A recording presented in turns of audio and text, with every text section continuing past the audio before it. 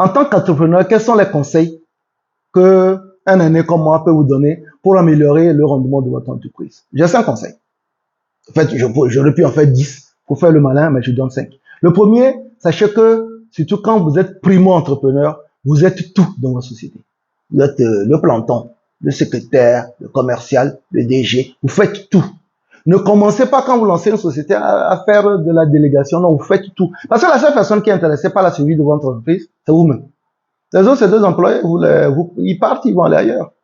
Donc, vous êtes tout dans votre entreprise. Ça, il faut le savoir. Quand vous lancez votre entreprise, ou bien vous avez une PME, PMI, moins de 5 employés, vous êtes tout.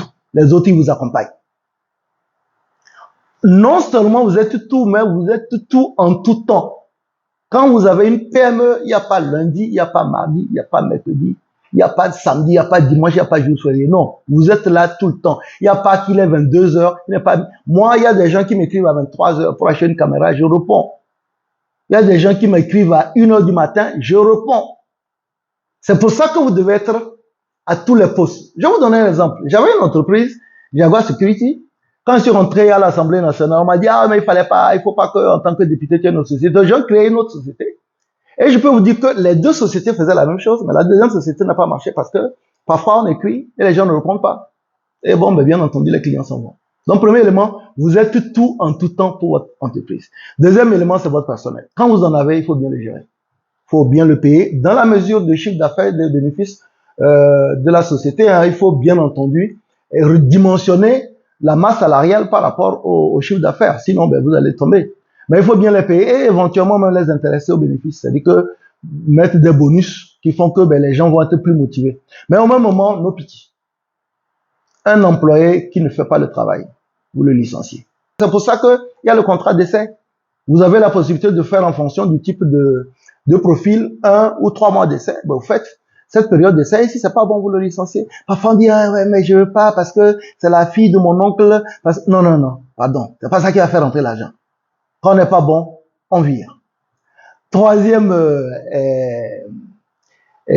conseil que je voudrais donner, c'est qu'il n'y a pas de, je l'ai dit tout à l'heure, soyez avare en entrepreneuriat. Un entrepreneur est un avare. Les gens qui ont l'argent là, ils ne donnent pas. Soyez avare. Faites faire des factures à vos parents, à vos amis. Et soyez avare. Ne transformez pas votre société en une association. Soyez avare. Un entrepreneur, un bon entrepreneur avare. Si vous ne savez pas être avare, si vous ne savez pas dire non, je ne donne pas, changez de métier, devenez prêtre et ce sera mieux pour vous. Quatrième conseil, c'est qu'il faut diversifier vos activités. Parfois, vous entendez des employés qui disent, ouais, mais moi, ça fait 2 mois, on m'a pas payé. Mais il y a des employés qui font 5 mois sans trouver de marché. 6 mois sans trouver de marché. Donc, il faut diversifier, il faut avoir 2 ou 3 activités. Quand une ne fait pas rentrer, peut-être une deuxième peut payer au moins les charges fixes. L'électricité, l'eau, ainsi de suite. Donc, diversifiez vos activités. C'est très important. Ayez 2 ou 3 activités. Parfois, moi, je dis, faites 3 ou 4. Vous allez éliminer 1 ou 2, et puis ils vont rester là. Mais il faut diversifier. Et dernier conseil, parce que je vais aller vite, je veux pas que la vidéo soit longue. Dernier conseil, c'est que il faut réduire l'alcool, il faut réduire la compagnie, il faut réduire pour les hommes, les femmes. Parce qu'il n'y a rien de pire que ces occupations-là pour l'entrepreneur. Dans un premier temps, c'est que ça vous prend du temps. Ça bouffe beaucoup d'argent. Quand vous sortez le dimanche en disant on va sortir juste à aller boire la bière avec les copains, vous revenez avec 20-30 000 francs. Parce que vous faites, voilà, c'est un peu la surenchère. Donc, évitez ces compagnies. Concentrez-vous. Hein, il y a vraiment des qualités qu'un bon entrepreneur doit avoir. Réduire la compagnie. Je ne dis pas qu'il ne faut pas s'amuser. Mais réduire la valeur de la compagnie. Réduire la valeur de la boisson. Réduire la valeur de, bon, le reste, vous savez. Les femmes aussi draguent d'ailleurs. J'oubliais. Mais bon, c'est beaucoup plus les hommes. Réduire tout ça. Et en ce moment, on va continuer. Sur le podcast suivant, on parlera de comment démarrer ces affaires au Togo. Moi, je parlerai du Togo parce que j'ai fait 17 ans d'entrepreneuriat au Togo. J'ai créé une quinzaine de sociétés. Il y en a une dizaine qui ont échoué. Il y en a qui ont marché. Et puis bon, j'ai eu ma phase politique. Là, je reviens aux affaires. Donc, on parlera de ça, de mes échecs, de mes affaires qui ont bien marché.